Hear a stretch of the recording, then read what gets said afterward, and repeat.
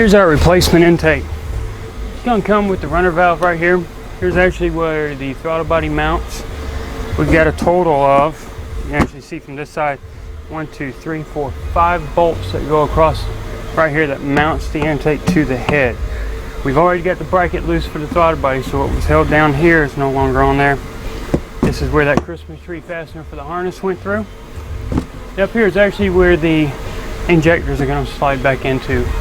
And here are where your bolts for the injectors will hold them down. And also here's your map cinch that we took loose. Now you do have a few vacuum hoses you got to take loose on these 2 ports right here. On the back side, you've got one right here. So I'm going to show you what everything looks like off the car. Here, this white portion actually inside the intake, I'm moving my hand, that's your runner valve. It's actually going to change the operation as far as the flow characteristics of the air and the mixing of the fuel, because the fuel is right there. So that valve is actually part of this intake. Now, the actuator can be purchased separately if that's what you're needing. This one that we're replacing, the original one, this valve right here, this runner valve, is actually sticking and setting a code. So there you go. That's your replacement intake. Now you know what it looks like. And now you know where the access is for the bolts, because, for example, to get to some of them, you got to go through here.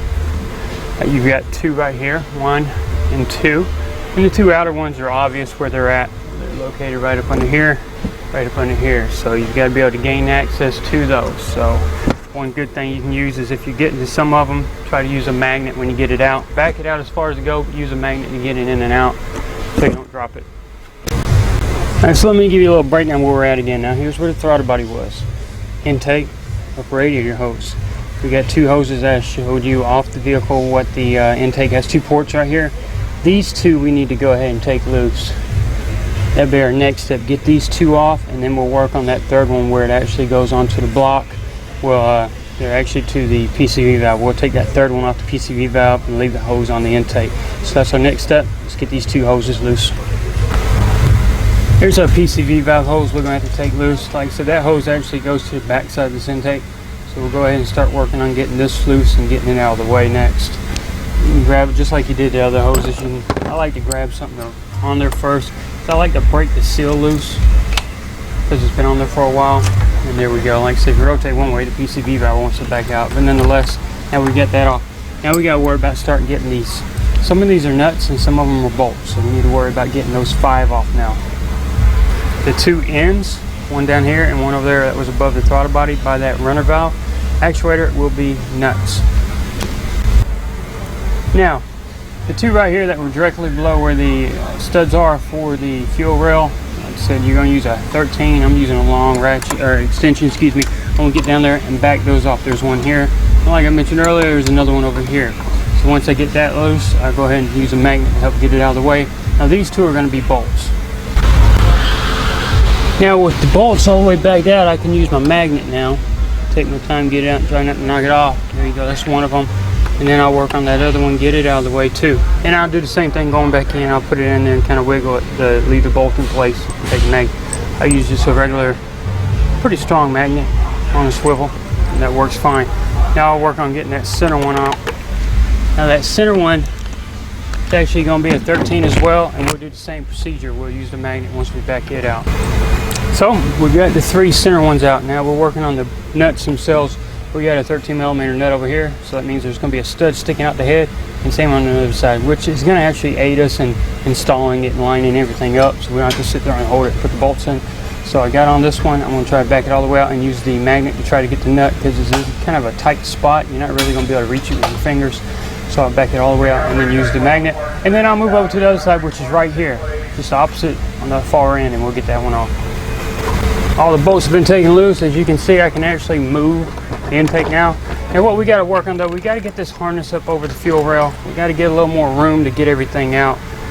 Once we reposition this, what we can do to help with that though, is there's an actual oil control valve right here, right by this power steering line right here. You can see the white colored wire. I'm going to release that. That way it gives me a little bit more slack. You slide it over. And I'll try to do the same thing going further down. That way I have a little bit better access to getting this intake off. Hallelujah. Now if everything repositioned, it's time to get this intake out of here.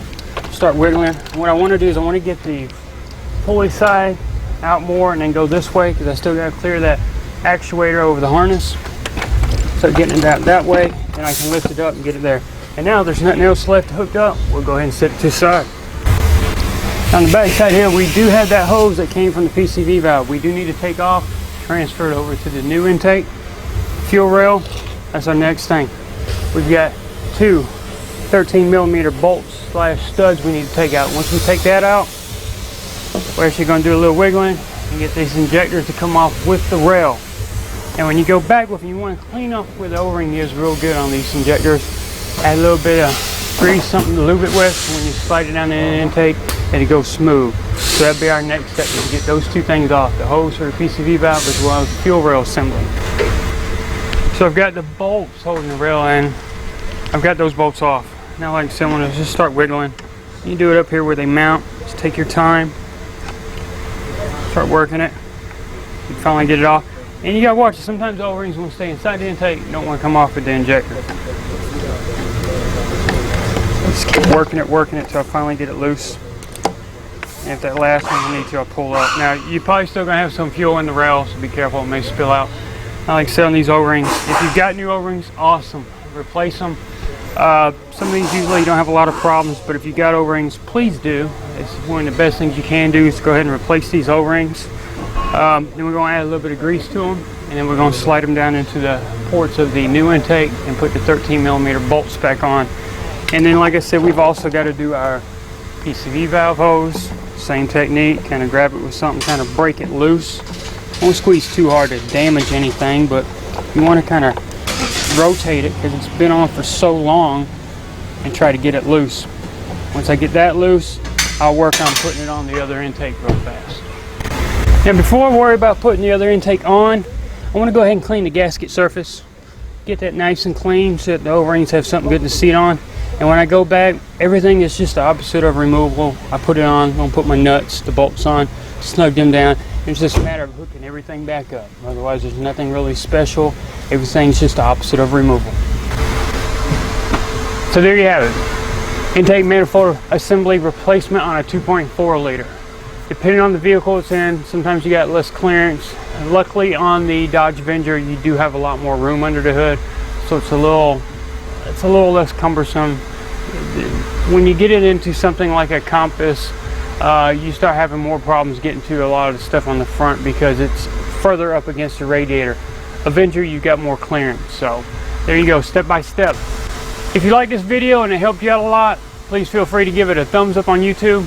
You can also like me on Facebook and follow me on Twitter. If you scroll down to the description below the video, you'll find a link to each one of those. If you have any kind of comments, suggestions about this video or anything Chrysler, Dodge, Jeep, or Ram related, just let me know in the comment section below as well. So, in the meantime, thanks for watching, and always stay tuned for more.